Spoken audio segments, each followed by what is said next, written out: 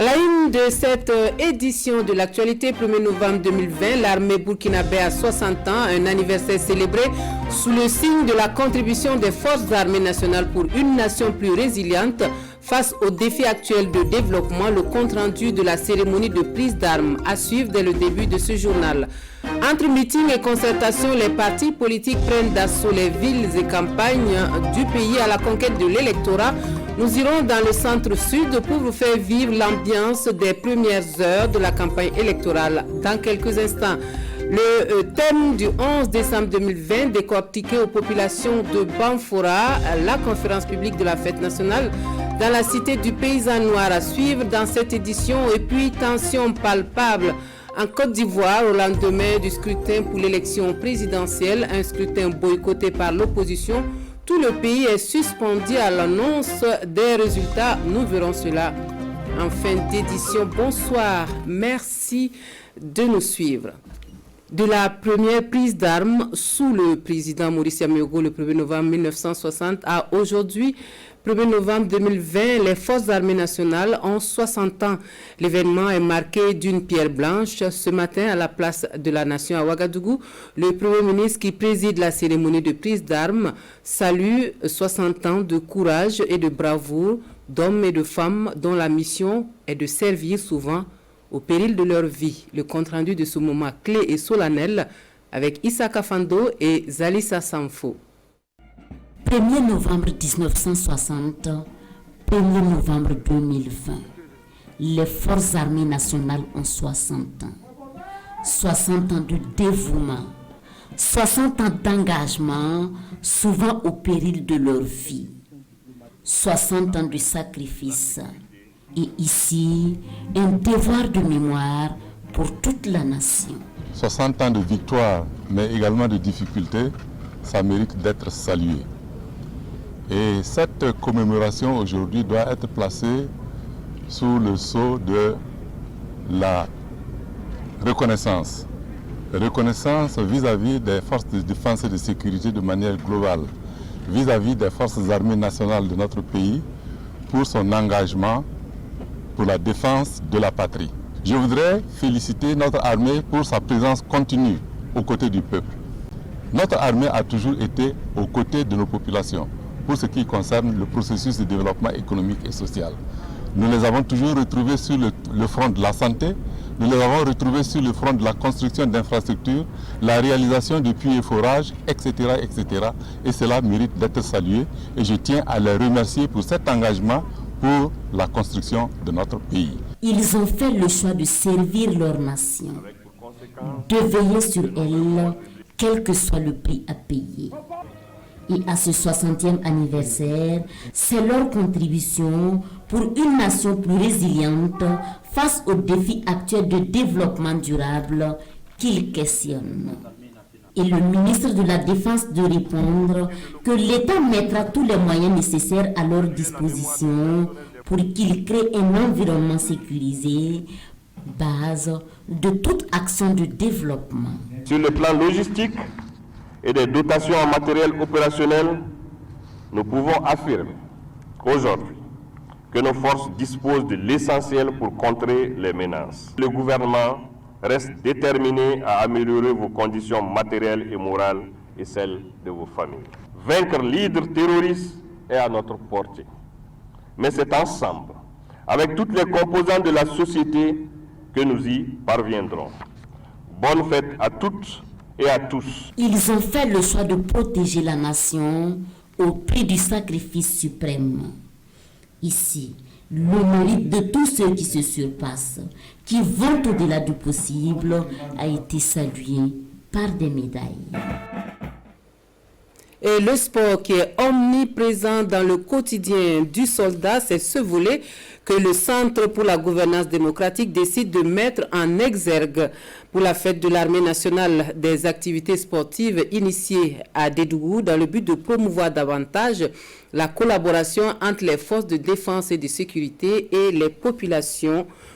Nous suivons le compte-rendu de ces moments avec Yves Rwamba et Karim Ouedraogo. un cross civilo-militaire et paramilitaire d'environ 2,5 km dans la ville de Dédougou, suivi d'une séance d'aérobic. Ce sont là des activités sportives initiées par le Centre pour la gouvernance démocratique CGD pour promouvoir la collaboration entre populations civiles et forces de défense et de sécurité. C'est une activité qu'on appelle la promotion de la collaboration civilo-militaire. Le Centre pour la gouvernance démocratique et ses partenaires entendent par là accompagner et encourager fortement ce dialogue entre les forces de défense et de sécurité qui sont au front, qui sont chargées de protéger la population, mais aussi sensibiliser la population pour qu'elle se rende compte que les forces de défense et de sécurité ont besoin d'elles. Les forces de défense et de sécurité sont là pour leur propre protection. Et vous savez que nous sommes dans un contexte d'insécurité. Tant qu'il n'y a pas de synergie d'action entre ces deux composantes, nous n'allons pas gagner le combat.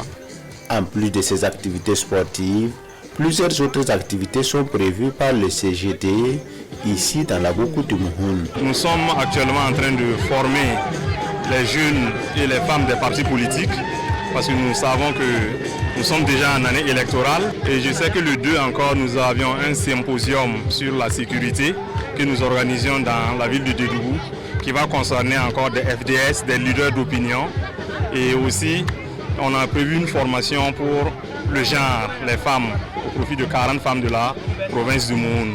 Tout cela pour une cohésion, pour l'enracinement de la démocratie, pour le développement et pour la paix.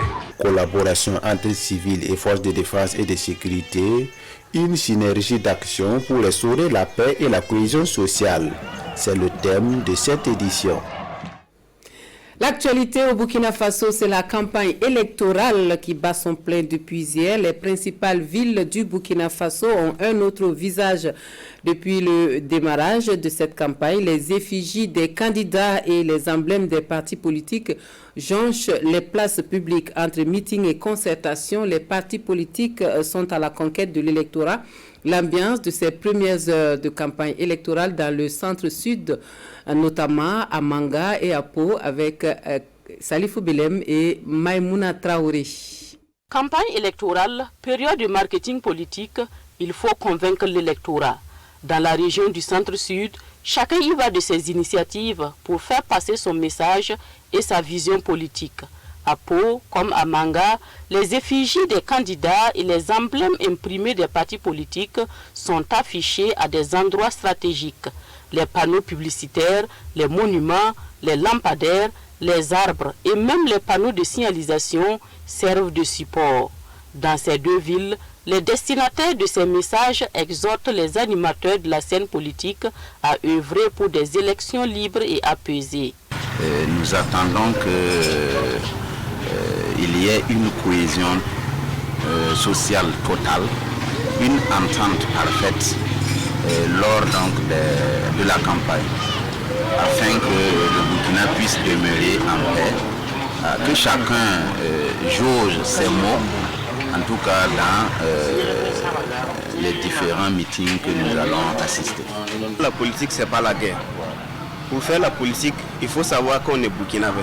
Et ce qui n'est pas rendable au pays, il faut être aussi patriotisme et continuer à contribuer au développement du pays et non à son destruction. Les populations de la région du centre-sud invitent les candidats au fair play et à l'acceptation des résultats des urnes. Que les autres candidats acceptent et reconnaissent le vainqueur à l'issue des élections. Tout le monde le soutient pour qu'il développe le pays. Deuxième jour de la campagne électorale pour les élections couplées législatives et présidentielles, le marketing politique ne fait que commencer, le moins que l'on puisse dire. Tout se passe jusque-là sans incident dans la région du centre-sud. Oui, des élections apaisées, c'est le souhait des acteurs politiques, tous bords confondus, et la société civile qui s'attribue ce rôle de veille citoyenne fait de la sensibilisation dans les lycées et collèges de la boucle du Moun. L'association Jeunesse d'Afrique s'adresse aux potentiels électeurs que sont les jeunes à travers un podium d'animation que Yves Rwamba et Karim Ouedraogo suivent pour nous. C'est moi, oui, c'est moi. Ouais. J'ai dit. L'humour pour faire passer un message à ces élèves des lycées et au collège de la cité de Bankoui. Le messager est l'association Jeunesse d'Afrique. Ici à Dédougou, elle lance un appel de civisme pour des élections apaisées et acceptées de tous. À travers ces jeunes, les élèves, je vais dire, il faut aller apprendre que les élections, ce n'est rien d'autre qu'un jeu. Et dans un jeu, tout naturellement, il y a un perdant et un gagnant. Mais cela ne doit pas, lorsqu'on sort perdant d'un jeu, cela ne doit pas faire l'objet d'une crise quelconque. C'est pourquoi nous avons, à travers ces spectacles-là, nous les invitons à prendre les choses telles que c'est présenté ce soir. Au lendemain des élections, soit des élections, celui qui va sortir victorieux, tant mieux, celui qui ne sort pas aussi, bon, qu'on accepte et on accompagne celui qui sera choisi comme le président de façon, ceux qui seront choisis comme nos députés, on les accompagne dans leur mission. Nous apprécions à sa juste valeur cet engagement citoyen de cette jeune association, jeune de par sa dénomination, mais elle a déjà de l'expérience. Tout ce qui peut nous amener à sensibiliser les jeunes dans le sens de la participation citoyenne au développement du pays. Et nous trouvons que c'est des choses à encourager. L'association Jeunesse d'Afrique a eu le soutien de l'ONG Diaconia, de l'ambassade de Danemark et de la coopération suisse. Et puis le vent de la campagne électorale qui souffle sur le pays ne fait pas oublier la célébration du 11 décembre dans les Cascades. Au programme de la commémoration de l'anniversaire de l'accession du Burkina Faso à la souveraineté nationale et internationale, il y a la conférence publique sur le thème conférence publique que Banfora accueille ce 29 octobre. Nous suivons les temps forts de ce moment d'échange avec Drissa Traoré et Kadou Romenki. Plus qu'un mois et demi pour la commémoration de la fête de l'indépendance du Burkina Faso. Et la région qui abrite les festivités du 11 décembre reçoit ici sa part de communication sur le thème retenu pour la célébration. Cohésion nationale et engagement patriotique pour un développement durable du Burkina Faso dans un contexte d'insécurité et de Covid-19. Un thème d'invite à la culture des vertus pour un Burkina Faso de paix et de cohésion sociale. Cette conférence a pour but d'inviter les fils et filles de la province à une réflexion et surtout à leur contribution à la lutte contre la Covid-19, la lutte contre le terrorisme pour un développement harmonieux de notre pays où il fait bien vivre. 3 sous-thèmes majeurs sont décortiqués par les panélistes du jour. Le premier thème, c'est sur la cohésion sociale, c'est-à-dire en tant que valeur sociétale qui doit structurer l'ensemble du vivre ensemble. Le second thème, c'est comment promouvoir le tourisme dans une localité comme la région des Cascades, mais un peu partout aussi au Burkina. Ensuite, le dernier thème, c'est le développement local. Est-ce que nous pratiquons du développement local? Est-ce que nous allons vers le développement local? On va trouver des réponses à cela. Une analyse thématique qui bénéficie d'une oreille attentive auprès des forces vives de la région des Cascades, avec une mention spéciale faite à l'endroit des élèves et étudiants qui ont brillé de par leur présence à cette conférence sur la problématique du patriotisme et de la cohésion sociale au Faso. Promotion des startups à présent, startup du numérique à Bobo-Dioulasso, l'incubateur Siralab reçoit un appui financier du ministère en charge de l'économie numérique à travers un projet qui a pour objectif d'accompagner les jeunes porteurs de projets. Plus de 200 millions de francs CFA sont investis dans le programme lancé en présence de Kassoum Milogo et Karim Sissi. Siralabs, c'est le nom d'un incubateur numérique basé à Bobo-Dioulasso. Cet incubateur, à travers son projet Willy, bénéficie d'un appui du ministère en charge de l'économie numérique. Un appui financier d'une valeur de 275 millions de francs CFA qui vise à améliorer la capacité de l'utilisation des TIC au Burkina Faso. Pour l'instant, il s'agit pour nous de faire en sorte que nous ayons une masse critique de Burkinabés qui arrivent donc à créer des applications, des e-services comme nous appelons, mettre ça à la disposition de l'administration, mais surtout au monde rural, au secteur informel, à la consommation donc de tous les jours. Aujourd'hui, tout se fait, comme on dit, online. Et il ne faut pas que ce soit les plateformes qui sont développées par les pays de la Silicon Valley que nous continuons donc de consommer. Au cours des 2 prochaines années, le challenge pour l'incubateur Siralabs sera d'accompagner les startups numériques au profit des jeunes de la région. Il s'agit concrètement de les amener à savoir mieux utiliser le numérique pour la promotion de leurs activités commerciales. On a 150 personnes qui vont être formées, ça peut être principalement dédié aux personnes, aux professionnels, aux fonctionnaires qui ont envie d'apprendre plus sur le numérique pendant 3 jours, apprendre à développer la sécurité Internet, sauvegarder des données sur Internet et autres. 150 projets, personnes qui vont être formées à l'initiation de l'entrepreneuriat. On a aussi des conférences et 2 incubateurs qui vont être installés, des centres d'innovation à l'université de Bobo. Un à l'INSA dédié à tout ce qui est e-santé, des projets d'e-santé, et un autre dédié à l'IDR pour tout ce qui est e-agriculture. L'appui à l'incubateur de Bobo-Dioulasso intervient après celui de Ouagadougou qui a eu lieu en juin 2020. À terme, au moins 3000 jeunes, dont une part importante de jeunes filles, devront être formés dans le domaine du numérique. S'organiser pour mieux défendre les intérêts, les ferrailleurs du Burkina Faso sont dans cette dynamique. Une assemblée générale est dédiée à la mise en place de la fédération de ces commerçants de ferraille au Burkina Faso. Les temps forts du premier congrès ordinaire des acteurs du domaine se 31 octobre à Ouagadougou avec Urbain Benito Somé et Isiaka Nana. Venus de tout le pays, ils sont près de 300 ferrailleurs à prendre part à cette assemblée générale constitutive. Un congrès qui consacre la mise en place de la Fédération nationale des commerçants de ferraille du Burkina, une organisation pour mieux défendre leur domaine d'activité. Il n'y a aucun travail qu'il n'y a pas de problème. N'importe quel travail que tu fais, il y a un problème dedans. Donc s'il y a des syndicats, on peut défendre notre intérêt. S'il n'y en a pas de syndicats, souvent c'est un peu difficile. Sinon tous les travaux, il y a un problème dedans. Et dans sa démarche, la Fédération nationale des commerçants de ferraille du Burkina peut compter sur l'accompagnement de l'Organisation nationale des syndicats libres. Nous allons essayer de voir dans quelle mesure on peut les sensibiliser d'abord. Il y a beaucoup qui ne suivent pas normalement pour payer bien les impôts. C'est ça aussi qui n'est pas normal. Et cette fraude-là, on n'acceptera pas ça. Donc, raison pour laquelle on va réfléchir, on va mettre partout une clé de sécurité pour que ces gens-là puissent travailler de façon claire et concise. La Fédération nationale des commerçants de ferraille du Burkina se veut donc une fêtière de tous les acteurs du domaine de la ferraille. Sa mission principale, défendre les intérêts matériels et moraux de tous ses membres. L'ambition du projet d'appui à la promotion des filières agricoles, c'est de révolutionner les conditions de vie des populations rurales. Une ambition qui se décline sur le terrain dans plusieurs secteurs.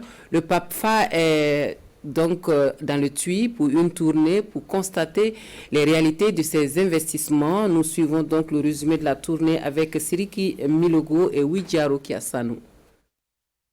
Plus de 12 hectares de riz au stade de maturité pour une production de 46 tonnes de riz paddy attendue. Le bas-fond risicole de Boku-Ouest dans la province du Tui est l'un des sites aménagés par le PAPFA, projet d'appui à la promotion des filières agricoles. Il faut déjà remercier le gouvernement du Burkina Faso. Ils ont une très bonne vision, ils ont compris qu'il faut investir dans les bas-fonds pour nourrir la population. Vous-même, vous voyez vous-même, non? Il n'y a rien à dire, c'est très propre. Autre site visité, la société coopérative de Nawaté du Tui, bénéficiaire d'un tracteur. L'équipe du PAPFA et son partenaire financier, le Fonds international de développement agricole FIDA, sont ainsi sur les traces des réalisations de ce projet destiné au monde rural. Nous avons vu le femme qui fait du riz ici. Aussi, nous avons vu hier, ici aujourd'hui aussi les producteurs pour du riz sur le terrain. Je pense qu'il fait le bon travail, mais il faut aussi peut-être bénéficier sur l'autre support pour le gouvernement et FIDA aussi. Nous nous sommes rendus compte également que les questions de structuration sont dans une très bonne dynamique parce que les scoops sont en place et les comités de gestion sont également là. C'est toutes choses qui augurent d'une bonne gouvernance de ces infrastructures qui sont déjà livrées d'ailleurs à ces bénéficiaires. Au-delà des bas-fonds aménagés, le projet d'appui à la promotion des filières agricoles apporte son soutien à la transformation des produits locaux. Ici, dans la ville de Houndé, C'est l'Union des étuveuses de riz, fort de 137 membres, également bénéficiaire des financements de ce projet, qui reçoit la visite de la mission. Et dans le même registre, nous avons ce bas-fond risicole pour servir de modèle pour la production de riz. C'est l'ambition affichée en tout cas pour celui de Sané dans la commune rurale de Tanguin d'Assouri. C'est un aménagement de 65 hectares du projet riz pluvial qui sert de cadre pour les échanges entre techniciens et producteurs en vue de l'amélioration du rendement. La visite commentée avec Rasma Nezundi et Mariama Tamboura. Bas-fond risicole de Sané dans la commune rurale de Tanguin d'Assouri. Ici, autorités régionales et techniciens admirent des parcelles de riz. Cette visite entre dans le cadre du programme de coopération agricole Burkina Faso, République de Chine, qui fait suite au projet riz pluvial. Des productions jugées satisfaisantes dans l'ensemble. On exprime une joie par rapport à cette visite-là. Nous sommes très contents parce que ça réussit.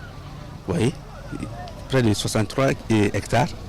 Alors je pense qu'on va faire une bonne récolte. On attend que en fait, les autres producteurs prennent l'exemple de ce bas-fond et peut-être même les encourager à mieux produire que ceux-là, que les producteurs de ce bas-fond. Après la visite, place aux échanges. Des producteurs et encadreurs expliquent les techniques culturelles adoptées. C'est aussi une occasion pour faire des doléances à l'endroit des autorités.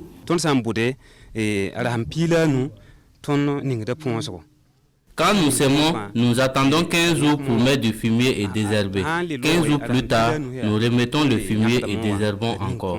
Nos difficultés ici, c'est le labour aussi qui est un peu, des fois, plus compliqué pour les producteurs.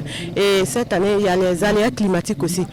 Voilà, nous allons toujours demander auprès du projet PRP, voilà, riz pluvial, auprès aussi de l'État pour toujours continuer à subventionner et continuer toujours à accompagner nos producteurs. Pour cette campagne agricole, le producteur du bas-fond risicole de Sané prévoit un rendement de 252 tonnes de riz, soit 4 tonnes par hectare sur une superficie d'environ 63 hectares.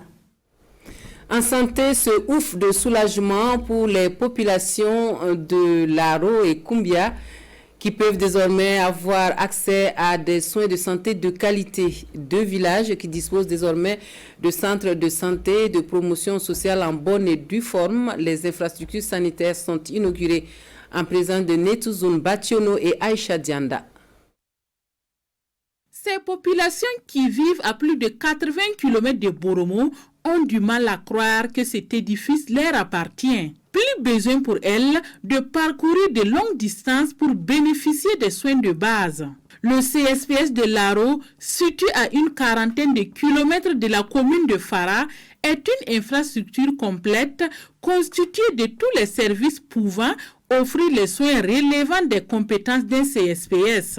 Dans cette perspective, justement, de réduire les distances et de permettre de renforcer ce que nous avons toujours fait, le volet du capital humain, que ces dispensaires donc, ont été initiés et aujourd'hui, avec l'ouverture de ce CSPS de Laro, véritablement, nous ne pouvons que être satisfaits et demander à la population d'en faire bon usage. Le coût total de l'investissement s'élève à 198 millions de francs CFA. Il est entièrement réalisé par l'État burkinabé à travers le PRISE, le programme de réalisation des infrastructures socio-économiques. À quelques kilomètres de Laro, le ministre Lassane Kaboré est témoin de la réouverture du CSPS de Kumbia. Le bâtiment aujourd'hui n'est plus ça.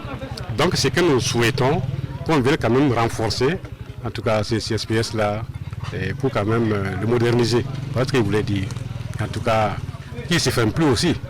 Parce que les populations ont beaucoup vraiment souffert et continuent de souffrir. L'un des soucis majeurs de ces populations, dont la principale activité demeure l'orpaillage, est le désenclavement de la zone. 3 gagnants qui se partagent une cagnotte de plus de 100 millions de francs CFA. La Loterie nationale du Burkina a encore fait des heureux. Ces derniers, chanceux, reçoivent leur chèque de la Lonabé ce 30 octobre en présence de Amadou Ilboudo et Amadou Marcel To. Kurpiga Zungrana, Alfred Somé et Dominique Ouedraogo. Tous heureux gagnants du jeu de la loterie nationale burkinabé du 25 octobre dernier. Ils se partagent ainsi la somme d'environ 105 millions de francs CFA. Le gros lot, près de 39 millions de francs CFA, revient au cultivateur Koutpiga Zungrana. L'argent que je viens de recevoir va me permettre de venir en aide à ma famille et à mes proches. J'encourage les gens à toujours jouer. C'est petit à petit que j'ai misé jusqu'à décrocher ce gros lot. Et c'est le moment pour Dominique Ouedraogo de réaliser certains de ses projets. Grâce à sa mise de 600 francs CFA, il s'en sort avec plus de 33 millions de francs CFA. Parce que j'ai beaucoup d'investissements à faire. Beaucoup de choses, de travaux. J'élève, je fais de maraîchage, je fais de tout. Pour le directeur général de la LONABé, son service reste ouvert pour tout appui conseil à ces nouveaux gagnants dans l'utilisation de leur lot. Les amateurs des produits marocains, eux, trouveront leur bonheur sur le site du CAO. Le Maroc y expose son savoir-faire traditionnel et moderne. Les journées promotionnelles des produits de ce pays sont à leur deuxième édition, une visite de stand avec Gérard Somé et Olopoda. Le Maroc à la conquête des consommateurs burkinabés. Ces journées promotionnelles, deuxième édition, mettent un point d'honneur sur des produits faits à base du cuir. Et c'est ici, au CAO, que le royaume chérifien se fait découvrir par son savoir-faire en matière de cuir. Il y a des chaussures cuir 100%, des centaines de modèles. La qualité, beaucoup de Burkinabés qui connaissent la qualité c'est supérieur, cuir 100%. Tout on fait promotion avec un prix, on fait le prix des hymnes avec un peu de frais. La qualité, il n'y a pas de problème. Donc c'est le choix même des clients même sur le marché. Et si on arrive vraiment à s'entendre, c'est que on pourra en tout cas faire des affaires. Rencontrer des clients et des partenaires burkinabés, c'est tout l'enjeu de cette exposition vente qui vise à valoriser ces produits en cuir. Un label marocain que le promoteur de ces journées promotionnelles ambitionne faire connaître en vue de nouer des relations commerciales avec des Burkinabés au profit du renforcement de la coopération d'amitié entre les deux pays. Les journées culturelles d'Ozo, elles sont à leur 20e édition et enregistrent la participation cette année des confréries de plusieurs pays. Et crise sécuritaire oblige, les garants de la nature dédient une journée au sacrifice et à la prière pour la sécurisation des personnes et des biens. Kassoum Miloko Kadouro Menki. La confrérie des Dozo du Burkina, préoccupée par le bon déroulement des élections dans un climat apaisé. À l'occasion de leur 10e journée culturelle, ils ont sonné la mobilisation pour réfléchir sur leur contribution à la consolidation du tissu social. Le Burkina a besoin d'une cohésion, le Burkina a besoin plus de la sécurité qu'à jamais. Ça, c'est la raison que nous nous sommes concertés entre les responsables d'Ozo pour demander à tout un chacun de réunir ses forces pour soutenir nos forces de l'ordre, pour sécuriser le pays dans ce moment très difficile qui est le moment des campagnes et le moment des élections. Environ 5000 Dozo prennent part à cette rencontre. Des Dozo venus des 4 coins du Burkina, mais aussi de la Côte d'Ivoire, de la Guinée et du Mali. Une synergie d'action saluée à sa juste valeur par les autorités ici présentes. La thématique qu'ils ont choisie de réfléchir sur la contribution de la confrérie d'Ozo à la cohésion, la paix sociale et surtout pour des élections apaisées au Burkina, je pense que cela est nécessairement à apprécier à sa juste valeur. Toutes les ressources endogènes que nous avons dans nos cultures et dans notre organisation sociale pour pouvoir faire face à toutes les adversités et pouvoir développer toute la résilience nécessaire pour que le Burkina reste debout, que la région reste debout et que l'Afrique se développe par les efforts de ses propres fils. En plus de cette rencontre de réflexion, d'autres activités sont au menu de cette 10e journée culturelle des Dozo. Il s'agit entre autres de sacrifices et rites culturels pour la paix au Burkina Faso. Paix, vivre ensemble et tolérance religieuse sont au cœur de la célébration du Mouloud à Niou. Dans la nuit du samedi au dimanche, le cheikh Ousmane Ouedraogo et ses fidèles commémorent la naissance du prophète de l'islam à travers la prière, louange, adoration et bénédiction. Les fidèles implorent Allah à l'occasion pour la sécurité au Burkina Faso. Amadou Ilboudo, Isiaka Nana. Mouloud célébré ici à Niou. Une tradition pour le cheikh Ousmane Ouedraogo qui commémore la naissance du prophète Mahomet. Et cette année encore, ils sont nombreux ces fidèles musulmans d'ici et d'ailleurs à répondre à l'appel. La naissance du prophète, c'est une grande nuit pour nous musulmans. Voilà pourquoi nous sommes là pour tirer des enseignements de sa vie et de ses recommandations. Nos voeux les plus chers, c'est que les mots qui minent donc le Burkina Faso, comme le terrorisme, comme le coronavirus, que ces mots-là très vite deviennent de vieux souvenirs. Donc nous sommes venus pour ces prières-là. Et en cette période de campagne électorale, le cheikh Ousmane Ouedraogo et ses fidèles musulmans, tous implorent et invoquent Allah pour des scrutins apaisés au Burkina Faso. Nous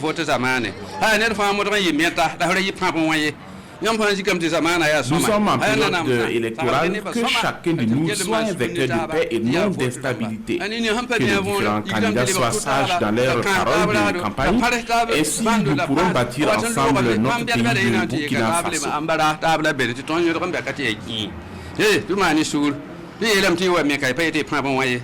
Des prières, des louanges et des bénédictions ont marqué cette nuit de la célébration de la naissance du prophète Mahomet ici à Niou.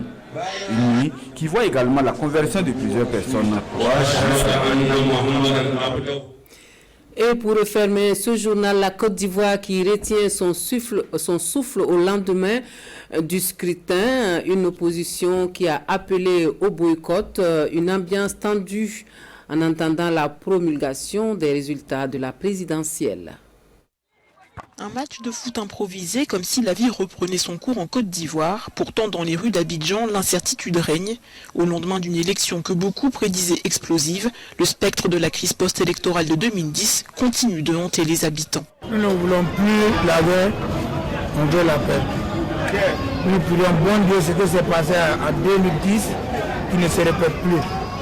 Nous prions ceux qui vont haut, qui reviennent, que Dieu les fait revenir à la raison, pour que la démocratie puisse avancer. Quand on ne peut pas développer un pays dans la guerre, dans la haine. C'est la même inquiétude qu'exprime cette vendeuse sur ce marché de la capitale. On a peur ce qui va venir. On a peur ce qui va venir. Parce qu'on ne sait pas ça va passer comment. Donc on a peur. Pour cet habitant, ce sont bel et bien les politiques qui s'empêtrent dans des querelles dont la population est la première victime. Nous on craint. Les Ivoiriens sont fatigués. On ne va pas passer notre temps pour des politiciens et puis bon quand même c'est pas dans ça on va rester. Les jeunes doivent travailler, les jeunes doivent... nous les Ivoiriens nous sommes soudés.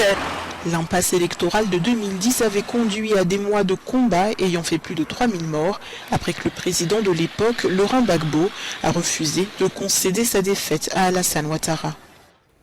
On s'arrête ici pour les actualités dans cette édition. Merci à vous de nous avoir suivis. Et n'oubliez pas votre rendez-vous du journal de la campagne électorale. C'est à partir de 22h avec Draman Dadian. Très belle soirée à tous.